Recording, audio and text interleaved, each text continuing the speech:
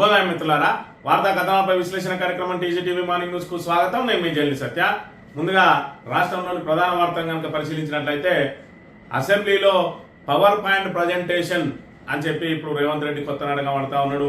ఇప్పటి వరకు తట్టెడు మట్టి తీయలేదు ఏదైతే పాలమూరు రంగారెడ్డి ప్రాజెక్టు, కానీ పవర్ పాయింట్ ప్రజెంటేషన్ ద్వారా తాము ఏమేం చేసినామో వివరిస్తా అని మరి ఇక్కడ అధికారులను ప్రమేస్తే అధికారులు తలలు పట్టుకుంటారట.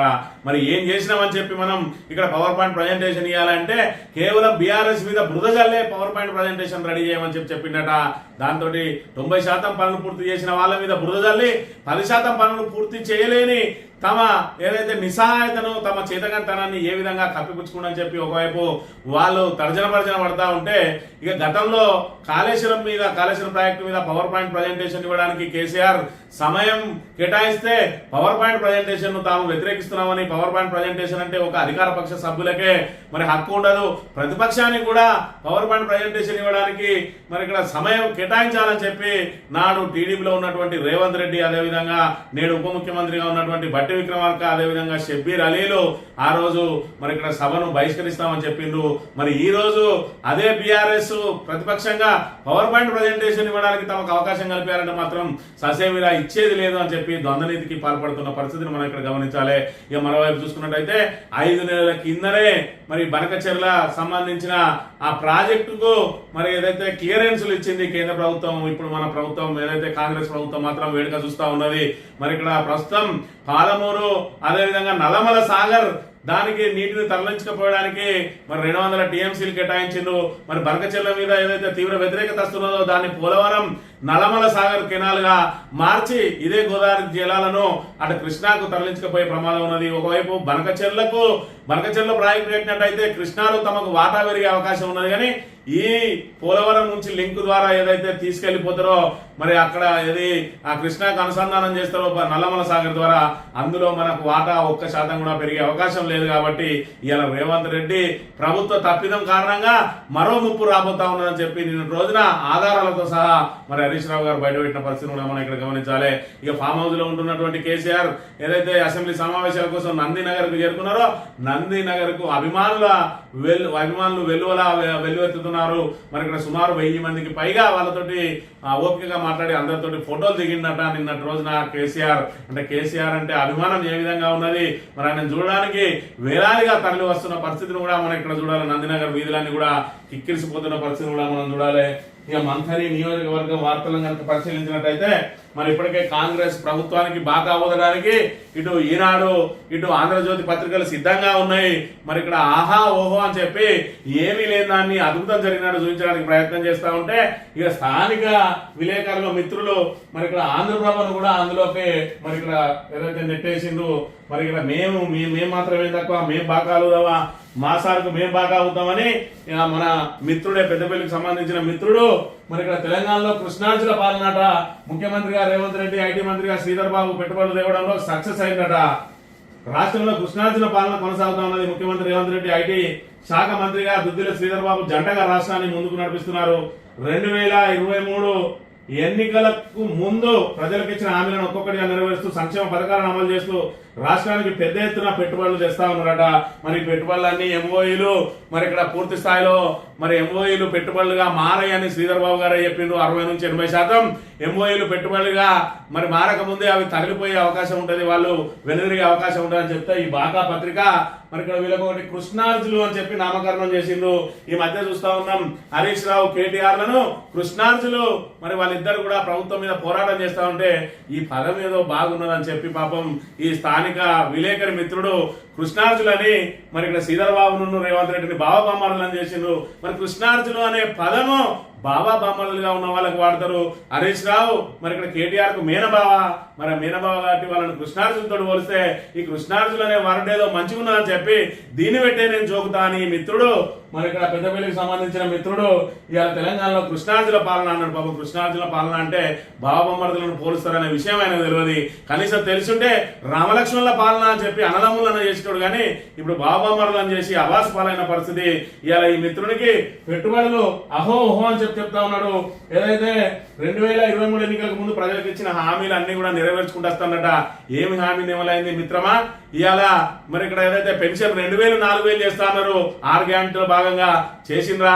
ప్రతి మహిళకి 2500 ఇస్తా అన్నారు, ఇచ్చిండ్రా. విద్యా భరోసా కార్డు ద్వారా మరి 5 లక్షల క్రెడిట్ కార్డు ఇస్తా అన్నారు, మరి ఇచ్చిండ్రా.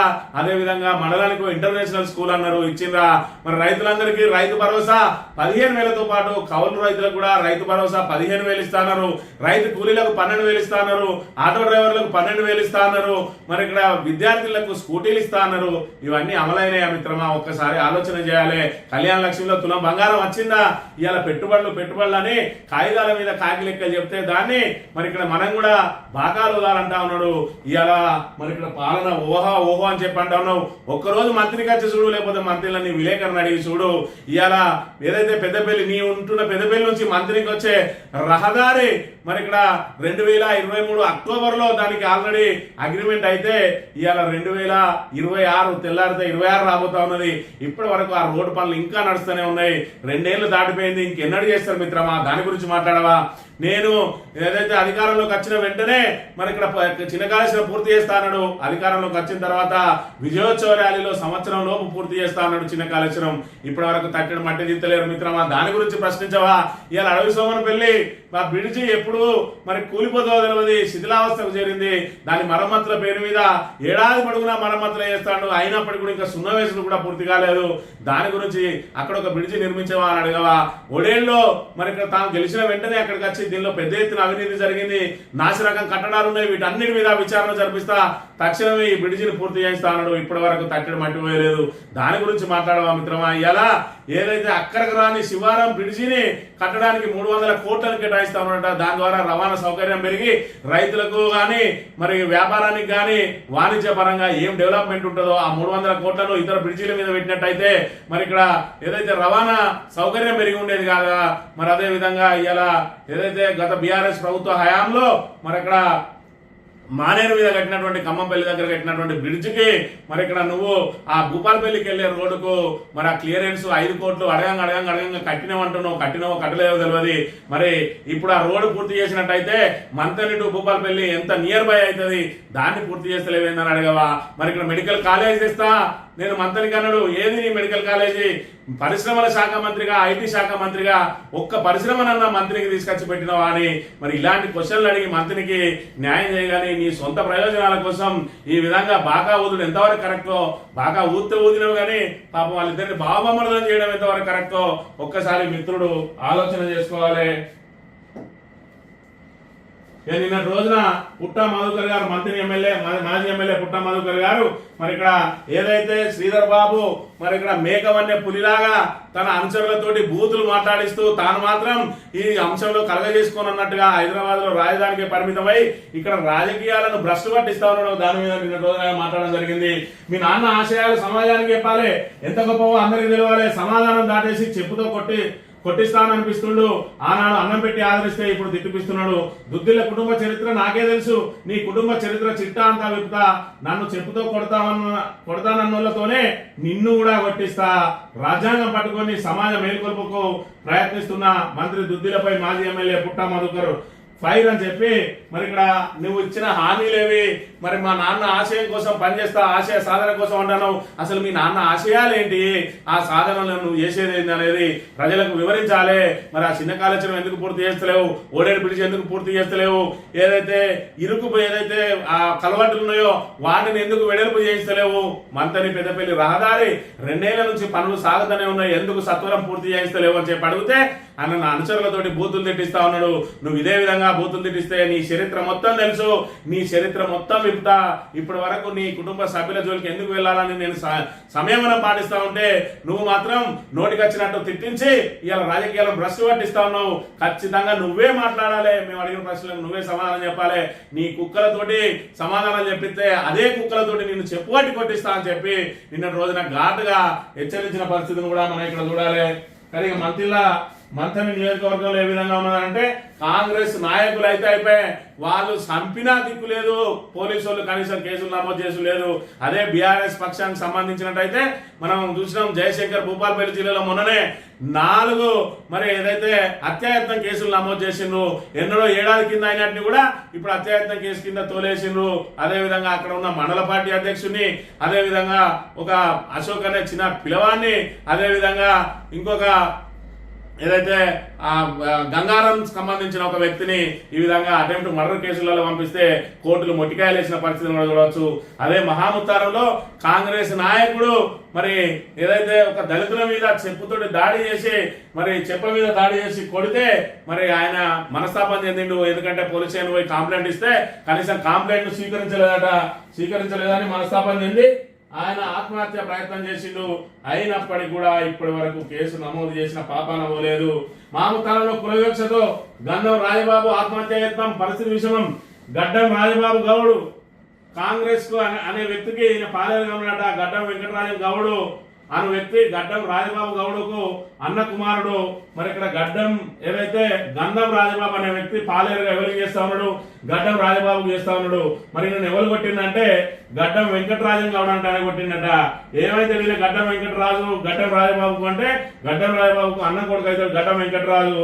మరి ఆయనను ఇక్కడ ఏది గంధం రాజబాబును మరి ఇక్కడ ఏదైతే పత్తి బస్తాల మీద ఆయన ఏదో పాలముకరమ్మంటే పాలముకొని వచ్చిన తర్వాత వాళ్ళ ఇంట్లో లేకపోతే ఆ పత్తి బస్తాల మీద కాసేపు సేద తీరితే ఈ వెంకటరాజన్ గౌడ వచ్చి ఆయనను చెప్ప మీదకి వెళ్ళి కొట్టి నువ్వు ఇక్కడ వంటవారా, మా ఇంట్లోకి వచ్చి పండుకుంటావారా, పాలేరు విధవా అని చెప్పి మరి ఆయన కులం పేరుతో పెట్టి దూషించి అది చేస్తే మరి పోలీస్ స్టేషన్ పోతే ఆయన పోలీసులో చెప్పిండట నేను వచ్చి పంచాయతీ చేస్తా, మీరు కేసు నమోదు చేయకూడదు, ఎందుకంటే నేను కాంగ్రెస్ నాయకుడిని, ఇవాళ మేము ఇక్కడ ఏం చెప్తాదే వేదం మా సార్ మీకు చెప్పలేదా, ఇలాంటి ఏదైతే పిటిషన్లు వస్తే ఎక్కడ ఆపేయాలి, మేము మాత్రమే చేస్తాం, దీనికి సంబంధించిన పంచాయతీలను 2-3 రోజులు రాకపోతే చూసి నిన్నటి రోజున ఆయన ఆ పురుగుల మందు తాగి ఇక్కడ ఆత్మహత్య యత్నం చేసిండు. దాంతో మరి ఆయన ఇవాళ చికిత్స పొందుతా ఉన్నాడు.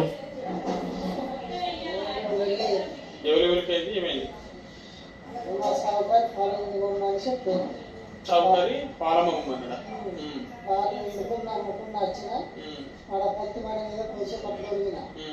వచ్చి చెప్పడం ఎక్కడ సరిసి మా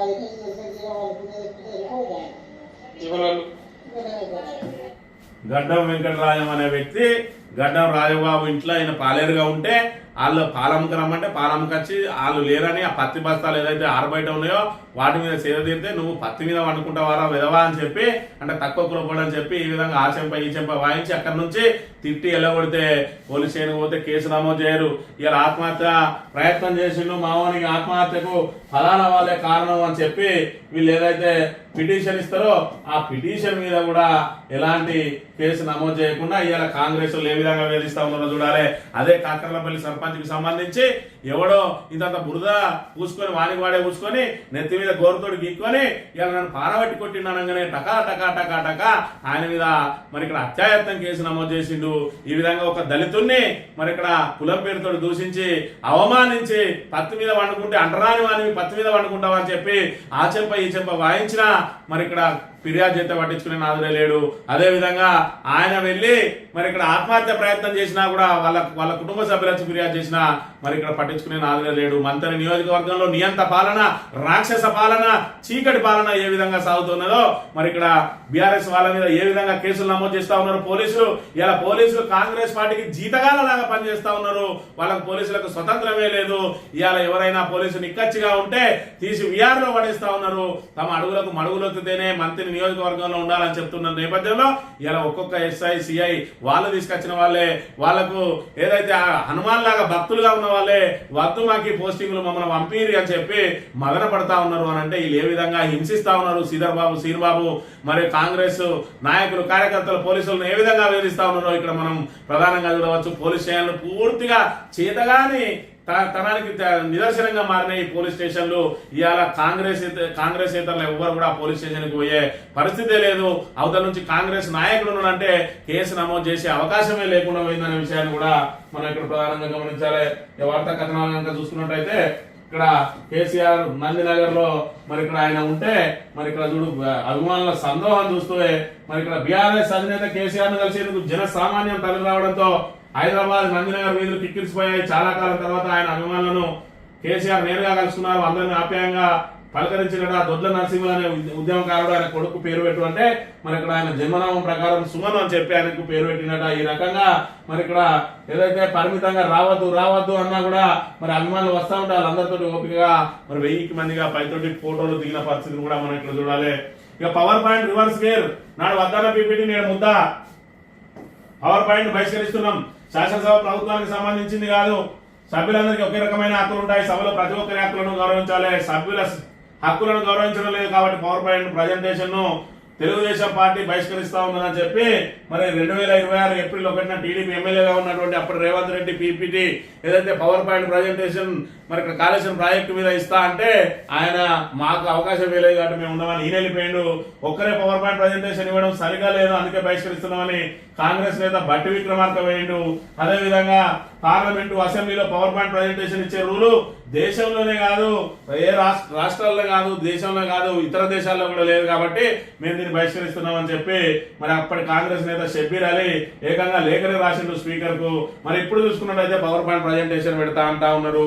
ఆ పవర్ పాయింట్ ప్రజెంటేషన్ కూడా మరి నువ్వు 2 సంవత్సరాల పాటు తట్టెడు మట్టిపోయకుండా పాలమూరు రంగారెడ్డిని ఎందుకు ఎండబెట్టినావు, 45 టీఎంసీలు మాత్రమే చాలు అని చెప్పి ఎందుకు చెప్పినావు అని చెప్పి ప్రశ్నిస్తా ఉంటే ఇవాళ పాలమూరు రంగారెడ్డి నల్గొండ జిల్లాలకు ఏ విధంగా కృష్ణా జలాలు అందకుండా కాంగ్రెస్ మరి ఇక్కడ ఆయన గురువు అయినటువంటి చంద్రబాబు నాయుడుకు మోకరిల్లి ఇవాళ జలదోపిడికి పాల్పడుతున్న మరి ఆంధ్రప్రదేశ్ ను అడ్డుకోలేక చర్చలు పడుతున్న అంశాన్ని కేసీఆర్ వెలుగులోకి తీసుకురావడంతో ఇవాళ దాన్ని సరిదిద్దుకునే కార్యక్రమంలో భాగంగా బీఆర్ఎస్ మీద ఎదురుదాడి చేయడానికి, బీఆర్ఎస్ మీద బురద జల్లడానికి మరి 10% పనులు ఎందుకు పూర్తి చేయలేకపోయిందో చెప్పడం కాకుండా బీఆర్ఎస్ హయాంలో మరి ఇక్కడ ఇంత ప్రాజెక్టు ఆయన 10% కూడా ఎందుకు పూర్తి చేయలేకపోయింది అని చెప్పి ఉల్టా ఎదురుదాడి చేయడానికి ప్రయత్నం చేస్తా ఉన్నది. డిపిఆర్ తిప్పి పంపితే ఇప్పటి వరకు దాని మీద మరి సోయి లేకుండా మాకు 90 టీఎంసీలు వద్దు, 40 టీఎంసీలు చాలు అని చెప్పి మరి ఇక్కడ అసమర్థ మంత్రి ఉత్తమ్ కుమార్ రెడ్డి లేఖ రాసి ఇలా తెలంగాణకు తీరని ద్రోహం చేస్తా ఉన్నాడు. నల్లమల సాగర్ కు రేవంత్ సాయి చర్చల కమిటీకి పేర్ల ప్రతిపాదన, కేంద్రానికి అధికారుల జాబితా, అందులో ఆదిత్యనాథ్ దాస్ కు చోటు. నాడు లేదంటూనే నేను కమిటీ ఏర్పాటు చేయడంపై సర్వత్రా ఆగ్రహం. రాష్ట్ర జల హక్కులు ఏపీకి దారాదత్తం, ఏపీని నిరోధించాల్సింది పోయి బాబుకు సహకరించేందుకు తహతహ చెప్పి ఏపీ ప్రభుత్వం చేపట్టినటువంటి పోలవరం నల్లమల సాగర్ గతంలో ఏమన్నాడు, దీన్ని జీబీ లింక్ అన్నాడు. ఏదైతే గోదావరి బనకచెర్ల లింక్ ప్రాజెక్ట్ అని చెప్పి పెట్టిండు, దాని మీద తీవ్ర వ్యతిరేకత రావడంతో మరి ఇక్కడ ఏదైతే ఆ గోదావరి జలాల నుండి బనకచెర్లకు పంపించడం కాకుండా పోలవరం ద్వారా నల్లమల సాగర్ తీసుకుంటామని చెప్తే ఇరుపక్షాలు కమిటీ వేయాలని ఒక ఏదైతే తీర్మానానికి వచ్చిండు. ఇది వాళ్ళకి అవసరం కోసం వేసుకుంటారు కమిటీ, మన కమిటీ అవసరం లేదు. మన గోదావరి మన ట్రిబ్యునల్ ఉన్నది, కృష్ణా ట్రిబ్యునల్ ఉన్నది, మన జలహక్కుల గురించి అందులోనే పోరాడాలి, అవసరమైతే కోర్టుకోవాలంటే మరి వీళ్ళు ఏదైతే చంద్రబాబు నాయుడుకు అనుకూలంగా ఉండడం కోసం కేంద్ర సూచన మేరకు కమిటీ వేసిండు. ఆ కమిటీకి హెడ్ ఎవడా అంటే ఆదిత్యనాథ్ దాస్. వాడెవడా అంటే మరి అక్కడ ఇంతకు ముందు గతంలో నీటిపారుదల శాఖ ముఖ్య కార్యదర్శిగా చేసి అక్కడ పని అయిపోవడంతోటే ఆ తెలంగాణ నీళ్ళని మనం దోసుకోవాలంటే మన మనిషి కూడా అక్కడ ఉండాలని చెప్పి చంద్రబాబు సూచన మేరకు రేవంత్ రెడ్డి మరి ఆయన ప్రధాన సలహాదారుగా పెట్టిండు. ఆంధ్రలో పనిచేసినోన్ని, ఆంధ్ర కోసం పనిచేసినోన్ని ఆయన పదవి విరమణ తర్వాత తెలంగాణకు తీసుకొచ్చి ఎందుకు పెట్టుకుండో రేవంత్ రెడ్డి మరి ఇక్కడ సమాధానం చెప్పాలి. తెలంగాణలో ఏదైతే ఈ నీటిపారుదల రంగ నిపుణులు లేరా, అందులో నుంచి ఎందుకు పెట్టుకోలేదు? ఆంధ్రకు నీటిపారుదల నుంచి ముఖ్య కార్యదర్శిగా చేసిన ఎందుకు పెట్టుకున్నాడు అంటే ఇలా ఆ తెలంగాణ నుంచి నీళ్ళని దోసుకపోతా ఉంటే వేడిక చూడడానికి ఆ నీళ్లు ఏ విధంగా దోసుకపోవాలనో మరి ఆదిత్యనాథ్ దాస్ వాళ్ళకు లీకులు ఇస్తా ఉంటే మరి వెకిలి చేస్తులతోటి ఇవాళ బీఆర్ఎస్ ను తిట్టిపోసుకుంటా మరి తెలంగాణ జిల్లా హక్కులను ఇవాళ మరి వాళ్ళ కాళ్ళ ముందర పెట్టడానికి ఈ ప్రయత్నాలు జరుగుతూ ఉన్నాయి. ఇంటి దొంగల జలద్రోహం గురుదక్షిణ ఏపీకి తెలంగాణ జల హక్కులు అప్పగిస్తున్న రేవంత్ బనకచెర్ల ద్వారా 200 టీఎంసీలు ఏపీకి అనుమతిస్తూ 5 నెలల క్రితమే కేంద్రం లేక ఢిల్లీ మీటింగ్ కు వెళ్లిన 15 రోజులకే అనుమతి. అక్కడ సీఎం అంగీకరించడానికి ఆ పర్మిషన్. తెలంగాణ మీద ప్రేమ ఉంటే కేంద్రం మీద యుద్ధం చేయాలి, ఢిల్లీలో ధర్నాలు చేయాలి, హక్కుల కోసం కొట్లాడేందుకు బీఆర్ఎస్ సిద్ధం. ఢిల్లీకి పద, సిడబ్ల్యూసీ ముందు ధర్నా చేద్దాం, కమిటీ వేయొద్దని చెప్తున్నావు, వినకుండా వేసినావు. బాబు బంటూ ఆదిత్యనాథ్ ఆ కమిటీకి చైర్మన్ దొంగకు తాళం ఇచ్చినట్టే. కమిటీ రద్దు చేయాలి, నిప్పులు జరిగిన మాజీ మంత్రి హరీష్ రావు చెప్పి ఇంటి దొంగలే జలద్రోహం చేస్తా ఉన్నారు. బనకచెర్ల ప్రాజెక్టు కోసం ఏదైతే ఇద్దరు సీఎంలతో మీటింగ్ జరిగిందో ఆ 15 రోజుల తర్వాతనే వెంటనే దానికి అనుమతి ఇచ్చిండు 200 టీఎంసీలు తీసుకుపోవడానికి. మరి దానికి కమిటీ వేయద్దు మనం గోదావరికి సంబంధించిన ట్రిబ్యునల్లో మన వాదనలు వినిపిద్దాం, అక్కడ కాకపోతే కోర్టులో వినిపిద్దామంటే వినకుండా కమిటీ వేసి ఇలా కమిటీ వాళ్ళకి అనుకూలంగా ఉంటది అని చెప్పి మన సానుకూలంగా ఉంటాయి కాబట్టి ఆల్రెడీ 200 టీఎంసీలు తీసుకోవడానికి పర్మిషన్ ఇచ్చిందట. ఇలా గోదావరి జిల్లాలో మన హక్కులు ఏ విధంగా కోల్పోతా ఉన్నాం, కృష్ణా జిల్లాలో మన వాటాను ఎందుకు ఇంకా పెంచుకోలేకపోతున్నాం అంటే ఇలాంటి అసమర్థ ప్రభుత్వం ఇవాళ మరి ఇక్కడ తెర మీదకి వచ్చింది కాబట్టి ఇవాళ ఏదైతే గతంలో టెంపరీ అని చెప్పి 299 ఏవైతే ఉన్నాయో కృష్ణా ట్రిబ్యునల్లో దాని మీద ఒక తీర్పు వచ్చే వరకు అది ఇయర్ రెన్యువల్ అవ్వకుండా వచ్చింది. ఇవాళ రెన్యువల్ దాన్ని శాశ్వతం చేస్తా ఉన్నది కాంగ్రెస్ ప్రభుత్వం. దాని మీద పోరాటం చేసే మరి ఇక్కడ చిత్తశుద్ధి లేక అనే విషయాన్ని మనం ఇక్కడ గమనించాలి. ఈ యొక్క యూరియా కోసం ఇక్కడ భారం తీరుతా అంటే యూరియా కొరత లేదని చెప్పి మరి ఇక్కడ ఏదైతే తుమ్మల నాగేశ్వరరావు గారు చెప్తా ఉన్నారు. ఇంకా చేతగాని దద్దమ్మ అసమర్థ ప్రభుత్వం ఇలా యూరియా నిల్వలను అందుబాటులో పెట్టుకొని నిజంగానే నీ దగ్గర యూరియా నిల్వలు అందుబాటులో ఉంటే ఈ రకంగా ఎందుకు లైన్లు కడతారు? ఇంకా కూడా మభ్యపెట్టే మాటలు, చేతగాని తమ అసమర్థతను తన చేతగానితనాన్ని ఇంకా ప్రకటనలు ఇచ్చి మరి ఇక్కడ ఏదైతే ఇంకా పల్సన్ అవుతా ఉన్నదనే విషయాన్ని కూడా మనం గమనించాలి. ఇక లేని యూరియాకు నోడల్ ఆఫీసర్లు అంటే 5-6 జిల్లాలకు ఒక మరి ఆ నోడల్ ఆఫీసర్ను పెట్టి యూరియా కొరత లేకుండా చూడాలట. ఉన్నదే మొత్తంగా కొరత. ఇవాళ నీ దగ్గర ఎంతున్నదో అంతా మరి రైతులకు ఓపెన్ గా పంచిపెట్టినట్టయితే, ఓపెన్ గా వాళ్ళకు కొనుక్కునే అవకాశం కల్పించినట్టయితే ఈ రకంగా ఎందుకు లైన్లు ఉంటాయి అంటే అది ఒకవేళ అదంతా కూడా ఓపెన్ మార్కెట్ చేస్తే ఇవాళ మళ్ళీ నీ దగ్గర నో స్టాక్ బోర్డులే ఉంటాయి కాబట్టి దాన్నే ఇరికిరికి మరి తేప కొంచెం రిలీజ్ చేసుకుంటా కొరతను సృష్టించి ఇవాళ ఉన్నదాంతో సర్దించని చెప్పి మరి రోజులు గడిపే ప్రయత్నం చేస్తా ఉన్నది కాంగ్రెస్ ప్రభుత్వం. పుట్టుకతోనే అప్పుల్లో 3వ డిస్కం రైతులు మహిళలు ఉత్పత్తి చేసే సోలార్ పవర్ దానికి అప్పగిందా 3వ డిస్కం కే పీఎం కుసుమ్ ఇందిరా మహిళా శక్తి విద్యుత్ 3వ డిస్కం అప్పులు బకాయిలు 71,000 కోట్లు, యూనిట్ ధర ₹3.13 ఉత్పత్తిదారులకు 45 రోజుల్లోనే మరి చెల్లించాలని నిబంధనలట. అప్పుల డిస్కౌంట్ చెల్లింపులపై అనుమానాలు ఎన్నో అని చెప్పి మరి ఇప్పటి వరకు నార్త్ సౌత్ 2 డిస్కౌంట్ ఉండేది. ఇప్పుడు 3వ డిస్కౌంట్ ఏర్పాటు చేస్తే మరి దానికి అప్పులన్నీ కూడా దాని మీద పెడితే 71,000 కోట్ల అప్పులు ఉన్నాయట. ఇవాళ సోలార్ నుంచి ఉత్పత్తి అయ్యే పవర్ ను కూడా దాన్నే ఏదైతే దానికి అమ్ముతారు అదే డిస్కమ్ కు మరి ₹3.13 ఏదైతే మహిళలు తయారు చేసుకున్నా, రైతులు తయారు చేసుకున్నా, మనం ఇంటి మీద సోలార్ పెట్టుకుని మిగులుది వాళ్ళకి అప్పగించిన అదంతా కూడా 3వ డిస్కమ్ కు పోతుంది. ఆ 3వ డిస్కమ్ మనకు 45 రోజుల్లో డబ్బులు చెల్లిస్తా అంటే ఇప్పటికే 71,000 కోట్ల అప్పులో ఉన్నది. మరి ఏ విధంగా చెల్లిస్తుంది ప్రభుత్వం? దానికి ఆర్థిక సహకారం అందిస్తుందా? మరి ఇక్కడ ఏదైతే మహిళలు అదేవిధంగా ఫార్మర్స్ తయారు చేసేటువంటి ఏదైతే మరి సోలార్ విద్యుత్ ఉత్పత్తి ఉన్నదో వాళ్ళకి చెల్లింపులను ఎగనామం పెడతారా? రాబోయే రోజుల్లో ఉన్నది. ఇక మేడం చెప్పిందే వేదం.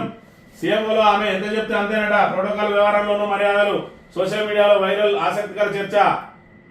మనదే అదంతా, నేను ఎంత చెప్తే అంత, బదిలీ కావాలన్నా, పోస్టింగ్ కావాలన్నా, ఏం కావాలన్నా మైమూనా అన్ని నేను చూసుకుంటా, దగ్గరుండి పని పూర్తి చేస్తా. ముఖ్యమంత్రి కార్యాలయం కేంద్రంగా ఓ కిలాడి లేడీ సాగిస్తున్నటువంటి వ్యవహారం ఇది. మరి ఇక్కడ కాంగ్రెస్ ప్రభుత్వం అంటేనే బ్రోకర్లు ఉంటారు. మరి ఇక్కడ మేడం సార్ మేడం అంతే అని చెప్పి మరి ఇక్కడ పెద్ద ఎత్తున సోషల్ మీడియాలో వైరల్ అవుతా ఉన్నది. ఒక మహిళ మరి మొత్తం సీఎంఓలో చక్రం దింపుతుందట. మీకు ఏం కావాలన్నా నేను చేసి పెడతా, పలానా పనికి పలానా రేటు అని చెప్పి మరి ఇక్కడ ఏదైతే ఆ బ్రోకరేజానికి కూడా రేట్లు పెట్టి మరి అక్కడ ఆమె సాగిస్తా ఉన్నది సీఎంఓలా అనే విషయాన్ని కూడా మనం ఇక్కడ చూడొచ్చు. సాక్షి దినపత్రిక విషయానికి వస్తే సిటీని క్యూర్ చేద్దామట. కాలుష్య రహిత మహానగరంగా హైదరాబాద్ కోర్ అర్బన్ ప్రాంతం పూర్తిగా ప్రక్షాళన. ముఖ్యమంత్రి రేవంత్ రెడ్డి నిన్న వైకుంఠ ద్వార దర్శనానికి, వైకుంఠ ఏకాదశికి మరి ఇక్కడ తిరుమలకు వెళ్లి దర్శించుకున్నాడట. ఉత్తర ద్వార దర్శనం ద్వారా అలా అల్లుడు బిడ్డ మనవడు మరి మంచిగానే ఉన్నది. దైవం ఏదైతే ఆధ్యాత్మికంగా మంచిగానే ఉంటాయి కానీ మన అల్లుడు కూడా పేడుమూతేనే. మరి పేడుమూతి బోర్డింగ్ ఏమైనా తిట్టినప్పుడు నా అల్లుడేడ బాధపడుతున్నావు, నా అల్లుని మనోభావాలు ఏ విధంగా బాధపడుతున్నాయని ఒక్కసారి ఆలోచన చేయి రేవంత్ రెడ్డి. ఎందుకంటే నీ అల్లునికి మీసాలు లేవు. ఇక రెండోది అమెరికాలో మరి ఇక్కడ ఏదైతే ఇక్కడ నుంచి వెళ్ళిన భారతీయులందరూ కూడా అమెరికాలో పార్ట్ టైం చేస్తారు. ఈ పార్ట్ టైం చేసే వాళ్ళందరినీ కూడా అవమానించే విధంగా బాత్రూమ్లు కలిగిండు కేటీఆర్ అంటాడు. నీ అల్లుడు కూడా అమెరికాలోనే ఉన్నాడు, నీ అల్లుడు కూడా పార్ట్ టైం జాబ్ చేసిండు. మరి ఆయన మీ తమ్ముడు కూడా అక్కడ పార్ట్ టైం జాబ్ చేసిండు. మరి వాళ్ళు కడిగిండ్రు కావచ్చు, అవి నీకు చెప్పిండేమో, అందుకే పోయిన వాళ్ళందరూ అవే కడుగుతారు అనుకుంటాను రేవంత్ రెడ్డి. మరి ఇక్కడ భారతీయుల మనోభావాలందరినీ కూడా దెబ్బతీస్తున్న రేవంత్ రెడ్డి ఇకనన్నా తన నోటికి తాళం వేసుకోవాలి. సంక్రాంతికి రైతు భరోసా పండుగ నాటికి రైతుల ఖాతాలో నగదు జమ, వ్యవసాయోగ్యమైన భూములన్నింటికి అమలు చేయాలని సీఎం ఆదేశం. దీంతో గత సీజన్ తరహాలో 145 లక్షల ఎకరాలకు ఇచ్చే అవకాశం, యాసంగిలో రైతాంగం పెట్టుబడి సాయం అందేలా ప్రణాళిక అని చెప్పి మరి ఇక్కడ గత సీజన్ తరహాలో అంటాడు. అంటే వ్యవసాయ యోగ్యమైన భూములన్నింటికీ అమలు అంటే మీరు ఏదైతే శాటిలైట్ ద్వారా సర్వే చేసి ఎవరైతే పంట చేస్తారో వాళ్ళకి ఇస్తా అని ప్రగల్భాలు పలికిన వాళ్ళు ఇవాళ ఆ శాటిలైట్ ద్వారా సర్వే చేయడం మాకు చేత కాదని చెప్పి వ్యవసాయ యోగ భూములన్నీ అంటే గతంలో ఎవరెవరికి ఇచ్చారో మొన్నటిసారి మళ్ళీ ఇస్తామని చెప్పి మళ్ళీ చేతులు ఎత్తేసింది. ఇటు యూరియాను యాప్లలో తెస్తా అని చెప్పి ఆ యాప్ కుప్పగూలింది. మళ్ళీ లైన్లు యథావిధిగా కనబడతా ఉన్నాయి. ఏ లైన్లను అయితే కనబడకుండా చేద్దామో, ఏ చెప్పుల మరి ఏదైతే క్యూను లేకుండా చేద్దామో, కనబడకుండా చేద్దామో, యూరియా కొరత ఉన్నా కూడా అందరు ఒక్క చోటకి చేరకుండా ఏదైతే యాప్ ద్వారా ప్రయత్నం చేద్దాం అనుకున్నారో ఆ యాప్ మెయింటెనెన్స్ కూడా చేత కానీ దద్దమ్మ ప్రభుత్వం మళ్ళీ యూరియా కోసం లైన్లలో నిలబడేలా చేసింది. ఎవరి పాత్ర ఉన్నా విచారిస్తా కూడా ఫోన్ ట్యాపింగ్ కేసు ఎవడొద్దానో నిన్ను విచారించగా. ఈ ఆంధ్రజ్యోతి విషయానికి వస్తే 3 కార్పొరేషన్లకు రంగం సిద్ధం. హైదరాబాద్ తో పాటు సైబరాబాదు, మల్కాజ్గిరి మరి 150 డివిజన్లలో గ్రేటర్ హైదరాబాద్ కార్పొరేషన్ 76 డివిజన్లతో, సైబరాబాద్ 74 డివిజన్లతో మల్కాజ్గిరి మున్సిపల్ కార్పొరేషన్ల ఏర్పాటు 2వ శాసనంలో ప్రకటించిన ప్రభుత్వం విభజన ప్రక్రియ పూర్తి సర్కార్ వద్ద నివేదిక అని చెప్పి మరి గ్రేటర్ హైదరాబాద్ ఇప్పుడు 150 డివిజన్లతో ఉన్నది. ఆ 150 డివిజన్లను విస్తరించడంతో పాటు ఏదైతే సమీపంలో ఉన్నటువంటి అంటే ఓఆర్ఆర్ లోపల ఉన్నటువంటి అన్నింటినీ కూడా ఆ రింగ్ రోడ్ లోపల ఉన్న అన్నింటినీ మున్సిపాలిటీలు, గ్రామ పంచాయతీలు అన్నింటినీ కూడా విలీనం చేసారు గ్రేటర్ హైదరాబాద్ లో. ఇప్పుడు ఆ గ్రేటర్ హైదరాబాద్ ను చీల్స్తా ఉన్నారు. ఎందుకంటే గ్రేటర్ హైదరాబాద్ కు సంబంధించి మరి పూర్తి స్థాయిలో బీఆర్ఎస్ కే పట్టున్నది. ఇవాళ మొత్తం గ్రేటర్ హైదరాబాద్ కు సంబంధించి ఒకటే కనుక ఉన్నట్టయితే కార్పొరేషన్ అందులో ఖచ్చితంగా బీఆర్ఎస్ పాగా వెళ్తుంది. దాంతో రాబోయే రోజులలో ఎమ్మెల్యే ఎన్నికల్లో కూడా ప్రాబ్లం అవుతుంది. కాబట్టి వీటిని మూడింటి కనుక మనం ఒకవేళ మూడింటిగా కనుక దాన్ని ముక్కలు చేసినట్టయితే ఏదో ముక్కలు మనం అధికారంలో ఉన్నా కూడా మేము ఉన్నామని చెప్పి మరి దానిలో భాగాలు ఊదుకోవచ్చు, మాకు కూడా హైదరాబాద్ లో పట్టున్నట్టు చెప్పుకోవచ్చు అని చెప్పి మన ప్రయత్నం చేస్తా ఉన్నారు. దానిలో భాగంగానే ఇక్కడ హైదరాబాద్ నుంచి విజయవాడ హైవేకి వెళ్లే టోలు రద్దు చేయమంటున్నాడు. 10 రోజుల పాటు 9 తారీఖు నుంచి 18 తారీఖు వరకు.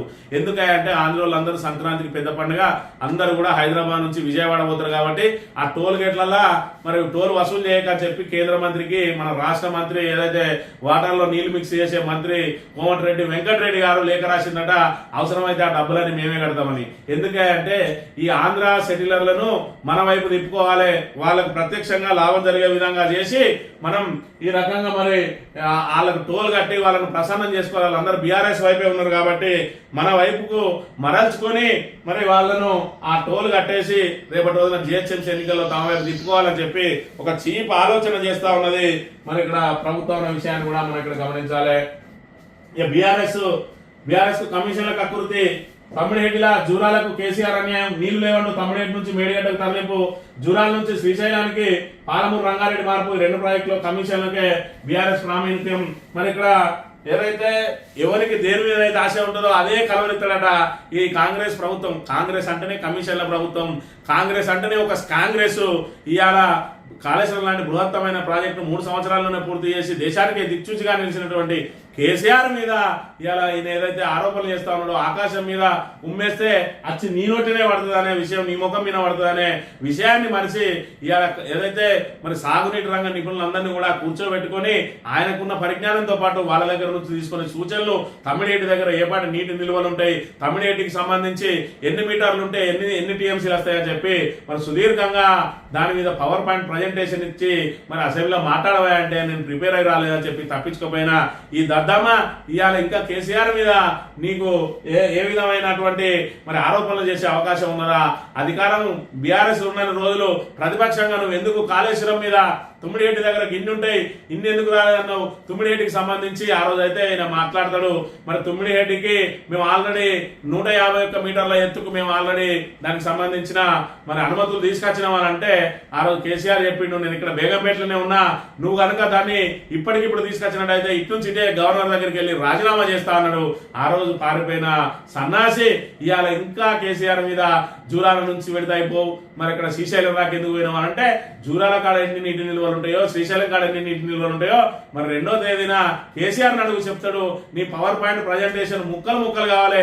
కేసీఆర్ కనుక ఆయన దాని మీద సుదీర్ఘంగా మాట్లాడే అవకాశం మీరు ఇచ్చినట్టయితే మిమ్మల్ని తుత్తినియలు చేసి ఇలా కాళేశ్వరం ఆవశ్యకత ఏంది, తుమ్మిడియేటి దగ్గర కడితే ప్రాబ్లం ఏంది, మరి ఇక్కడ ఏదైతే మేడిగడ్డ దగ్గర కడితే వచ్చే లాభం ఏంది, జూరాలలో ఎందుకు కట్టలేకపోయినాం, ఇలా పాలమూరు రంగారెడ్డి దాన్ని శ్రీశైలం నుంచి ఎందుకు తీసుకురావాల్సి వచ్చింది, అవన్నీ కూడా మరి వివరంగా చెప్తాడు. ఇవాళ నువ్వు తుమ్మిడియేటి దగ్గర 151 మీటర్లకు అనుమతి తీసుకునిరా, నువ్వు మొగోని అయితే అని చెప్పి బీఆర్ఎస్ నాయకులు కూడా నిన్ను ప్రశ్నిస్తా ఉన్నారు. నాడు ఉద్యమద్రోహి, నేను జలద్రోహి, గోదావరి నీళ్ల తరలింపై ఏపీకి సీఎం రేవంత్ మద్దతు అని చెప్పి మరి ఇక్కడ హరీష్ రావు తీవ్ర వ్యాఖ్యలు చేసిన పరిస్థితి కూడా మనం ఇక్కడ గమనించాలి. ఈ అమెరికాలో భారతీయులకు నానా ఇబ్బందులు పడతా ఉన్నట్ట. గడప దాటని భారతీయులు బెంబేలెత్తుతున్న వీసా తనిఖీలు, ఇళ్లకే పరిమితమైన వలసదారులు, ట్రంప్ కఠినాంక్షలతో ఉక్కిరి బిక్కిరి, విదేశాలే కాదు అమెరికా లోపల కూడా ప్రయాణాలు చేస్తలేరట. మరి ఈ రకంగా ట్రంప్ ఏదైతే అస్తవ్యస్త విధానాలతోటి ఇలా రేవంత్ రెడ్డి పరిపాలన ఏ విధంగా ఉన్నదో మరి ఇక్కడ అమెరికాలో ట్రంప్ పరిపాలన కూడా అదే విధంగా ఉన్నది. ఆయన భేషజాలకు పోయి మరి ఇక్కడ ఏదైతే సొంత దేశాన్ని కూడా సర్వనాశనం చేస్తా ఉన్నాడు. ఇవాళ తెలంగాణను మరి ఇక్కడ జలదోపిడికి గురి చేసి కమిషన్ల కోసం ఇవాళ మరి ఇక్కడ అభివృద్ధి సంక్షేమాన్ని తొక్కిపెట్టి తెలంగాణను ఏ విధంగా సర్వభ్రష్ట పాలన చేస్తా ఉన్నాడు తెలంగాణలో, మరి అమెరికా పరిస్థితి కూడా అదే విధంగా ఉన్నదనే విషయాన్ని కూడా మనం ఇక్కడ గమనించాలి. రాజధాని ఢిల్లీపై సుదర్శన చక్రం 5,181 కోట్ల విలువైన గగనతల రక్షణ వ్యవస్థ ఏర్పాటు కేంద్రం ఆమోదమట. మరి ఇక్కడ సుదర్శన చక్రం అంటే ఢిల్లీ చుట్టుపక్కల 30 కిలోమీటర్లు ఎలాంటి వైమానిక దాడులు జరగకుండా దానికి పూర్తి స్థాయిలో రక్షణ కల్పించి ఎలాంటి విమానం తమ ఏదైతే నోటీస్ లేకుండా విమానం ఎగిరితే వెంటనే దాన్ని అక్కడి నుంచి స్మార్ట్ చేసి మరి ఒక పెద్ద టెక్నాలజీ తోటి 5,181 తోటి మరి ఇక్కడ 30 ఢిల్లీ సరౌండింగ్ 30 కిలోమీటర్లు రేడియస్ లో ఏ విమానం దాడి జరగకుండా దానికి పూర్తి రక్షణ వ్యవస్థను కల్పిస్తా ఉన్నారు. ఇక ఢిల్లీ అనేది రాజధాని సేఫ్ అనే విషయాన్ని కూడా మనం ఇక్కడ గమనించాలి. తగ్గిన నేరాలు, పెరిగిన రోడ్డు ప్రమాదాలట. మరణాలు, క్షతగాతుల సంఖ్య తగ్గింది. రాష్ట్రంలో సైబర్ నేరాలు భారీగా పెరిగినాయి. డమ్మీల కొట్లాటలు 47% తగ్గుముఖం. డ్రగ్స్ పై ఉత్పాదం మోపడంతో కేసులు పెరిగినాయి. తెలంగాణ నేర వార్షిక నివేదిక విడుదల. డ్రగ్స్ పై ఉక్కుపాదం మోపడంతో కేసులు పెరిగినాయా? డ్రగ్స్ అనేది విచ్చలవిడిగా పెరిగిందని చెప్పలేక మేము ఉక్కుపాదం మోపుతాం. మరి ఇన్ని రోజులు ఎందుకు ఉక్కుపాదం మోపలేదు అంటే గత ప్రభుత్వం డ్రగ్స్ వాళ్ళందరూ నిడిచిపెట్టి ఉన్నదా, లేకపోతే డ్రగ్స్ కు మరి ఇక్కడ బార్లా తెలిసిందా? ఇలా డ్రగ్స్ ను ఏదైతే తొక్కిపెట్టిందే బీఆర్ఎస్, ఆ తొక్కిపెట్టడంతో డ్రగ్స్ కేసులను మరి ఇక్కడ అరికట్టగలిగింది. ఇవాళ మళ్ళీ ఏదైతే కాంగ్రెస్ ప్రభుత్వం వెసులుబాటు ఇచ్చిందో ఇవాళ నేరాల సంఖ్య విపరీతంగా పెరుగుతా ఉన్నది. మరి ఇక్కడ ఏదైతే ఈ బాకా పత్రిక ఏదైతే ఉన్నదో తగ్గిన నేరాలను ఇచ్చింది. ఇదే ఈనాడు పత్రికలో చూసుకున్నట్టయితే మహిళలపై పెరుగుతున్న నేరాలు. మరి ఇప్పుడు దీనిలో ఎవరు రాసిందని నమ్మాలి, ఎవరు రాసిందని నమ్మద్దు అంటే మరి ఆంధ్రజ్యోతుడు అయితే ప్రతి దానిలో కూడా మరి రేవంత్ రెడ్డి బూట్లు ఏ విధంగా నాకాలి, మంచిగా తెల్లగా ఎట్లా చేయాలనేదే ఆలోచనతోటే ఉన్నాడు తప్ప ఉన్నట్టు రాయడానికి మరి ఎవరికి కూడా సోయెత్తలేదనే విషయాన్ని మనం ఇక్కడ గమనించాలి. ఇంకా కూడా రేవంత్ రెడ్డి బూట్లు నాకుంటా ఇవాళ తెలంగాణ ప్రజలకు ద్రోహం చేస్తున్న ఈ ఆంధ్ర పత్రికలు మనం చదువుడు అవసరమా అనే విషయాన్ని ఒకసారి గమనించాలి. వాళ్ళు ఏ విధంగా తెలంగాణ మనుషుల మెదళ్లలో విషాన్ని నాటుతా ఉన్నారు, ఏ విధంగా ఒక్క పని కూడా చేయనటువంటి మరి ఇక్కడ ప్రజలకు ఉపయోగపడని పార్టీని ఏ విధంగా వాళ్ళు ఎక్స్పోజ్ చేస్తా ఉన్నారు. ఇలా తెలంగాణ కోసమే పుట్టినటువంటి తెలంగాణకు శ్రీరామ రక్ష ఉండే బీఆర్ఎస్ పార్టీ మీద ఎందుకు నిందలు మోపుతా ఉన్నారు అని అంటే బీఆర్ఎస్ పార్టీ వచ్చినట్టయితే మరి ఇక్కడ తెలంగాణ హక్కులను సంపూర్ణంగా వాళ్ళు వాడుకుంటే తమకు 3వ పంటకు నీళ్లు రావు, తమ పోలవరానికి బరకచెర్ల లింకుకు, పాలమూరు అదేవిధంగా నల్లమల సాగర్ లింకుకు మరి రాష్ట్ర వ్యాప్తంగా మేము 3 పంటలకు కూడా కాలువల ద్వారానే నీళ్ళు ఇవ్వాలనుకుంటున్నాం. దానికి ఏదైతే తెలంగాణ జలాలని దోచుకోవాలి, మరి బీఆర్ఎస్ అయితే దోచుకునే అవకాశం ఉండదు. అందుకే రేవంత్ రెడ్డి లాంటి దద్దమ్మలు ఉంటే తాము నీళ్ళన్ని కూడా దోచుకోపోవచ్చు అని చెప్పి ఈ ఆంధ్ర పత్రికలు చంద్రబాబు నాయుడు సారథ్యంలో బాగా ఊతున్నాయి. కాబట్టి మనం తెలంగాణ ప్రజలందరూ కూడా అప్రమత్తంగా ఉండాలి. ఎన్నికలు ఎప్పుడొచ్చినా బీఆర్ఎస్ కు అండగా నిలిచి ఇలా కాంగ్రెస్ మెడలు వంచకపోతే మనం పూర్తిగా మళ్ళా ఉమ్మడి ఆంధ్రప్రదేశ్ లో ఏ విధంగా అయితే మరి నీటి కష్టాలు ఎదుర్కొన్నామో అవే మళ్ళీ పునరావృతం కాబోతాయని చెప్పి హెచ్చరిస్తూ ఇది ఈ రోజు మార్నింగ్ న్యూస్ తిరిగి వెళ్దాం. Thank you very much.